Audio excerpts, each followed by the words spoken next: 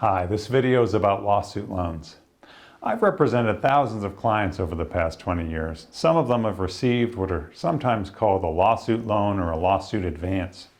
If you're watching this video, you probably need money and are thinking about using a lawsuit loan to fill the gap. Every year I have clients asking me about them or tell me they're considering getting one after they saw an advertisement.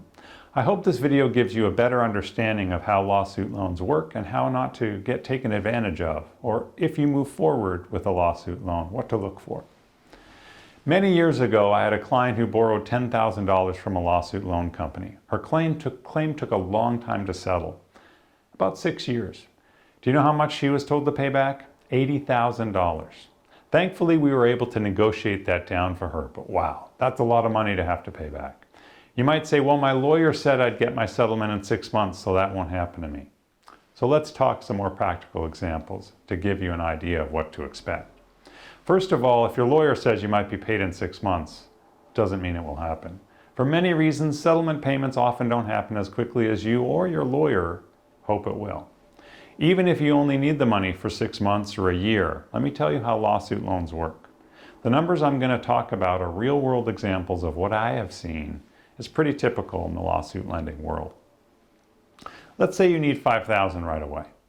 The lawsuit loan company says, okay, we'll give you $5,000, but in order for us to give you $5,000, we're going to have to charge you $1,500 in fees and administrative charges. We're going to say, you're borrowing $6,500 today, but we're only giving you $5,000. So you get $5,000 on paper, but you're borrowing $6,500.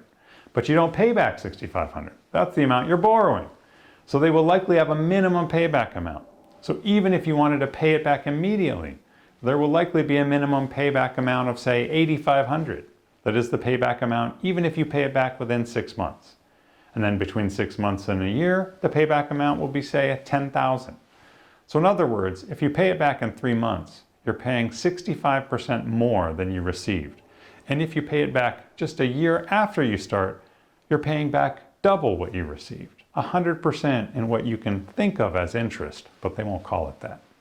The documents will never call it interest because it's illegal to charge that much in interest. They get around the interest laws by saying it's not really a loan because they'll only get paid back if you win for your case. But of course, they will only loan to people with good cases, so it's not really much of a risk for them. Here's my advice. Don't get a lawsuit loan unless it's absolutely, positively, completely necessary.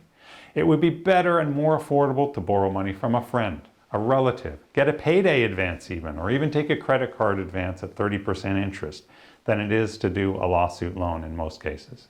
Think about it. A lawsuit loan is typically twice as expensive as high-interest credit card advances.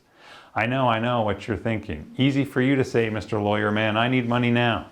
And I know sometimes it seems like the only option, but you should ask yourself, what would I do? How would I solve this money problem if I didn't have a legal case to borrow from? If you didn't have a case, you'd probably find another way to solve the problem. So think about how you would do that. If you absolutely, positively have to resort to a lawsuit loan, shop around to the various companies and specifically ask for the payback schedule and compare them. While the costs are always very high, there can be big differences between companies in terms of their payback amounts. And remember to pay back the lawsuit loan as fast as you possibly can. The longer you have the money, the more you pay. This is not a rotisserie oven. Don't set it and forget it. Pay it back quickly. And lastly, ask your nice lawyer to try to negotiate a lower payback amount at the end of your case. He can call the lawsuit loan company and say, gosh, I'm negotiating my client's case, but the only way I can make a settlement work is if you knock a little off your payback amount. It doesn't always work, but it never hurts to try. I hope you found this video helpful. For more helpful lawsuit tips, like TheLawFirm.com on Facebook and return to TheLawFirm.com to check out our new content.